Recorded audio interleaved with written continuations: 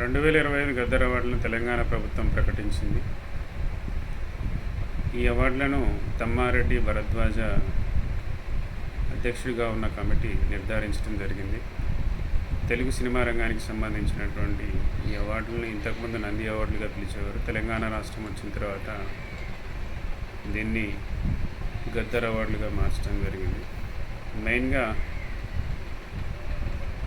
గద్దర్ అవార్డులకు సంబంధించి ఉత్తమ చిత్రం రాజు వెడ్స్ రాంబాబు, ఉత్తమ రెండవ చిత్రం దండోరా, ఉత్తమ నటుడు నాగ చైతన్య తండేల్ సినిమాకు గాను ఉత్తమ నటుడు అవార్డు రావడం జరిగింది. ఉత్తమ నటి Rashmika Mandanna the girlfriend సినిమాకి గాను ఈ అవార్డు వచ్చింది. ఉత్తమ దర్శకుడు, ఉత్తమ నూతన దర్శకుడు మొదటి సినిమాకే ఉత్తమ దర్శకుడు అవార్డు రావడం జరిగింది. సాయిలు రాజు వెడ్స్ రాంబాయ్ సినిమాకి కానీ సాయిల్కు ఉత్తమ దర్శకుడు అవార్డు వచ్చింది. అలాగే ఉత్తమ సహాయ నటుడు దండోరా సినిమాకు గాను శివాజీకి రావడం జరిగింది. ఉత్తమ సహాయ నటి యుపోరియా సినిమాకు గాను భూమికకి ఉత్తమ సహాయ నటి అవార్డు రావడం జరిగింది.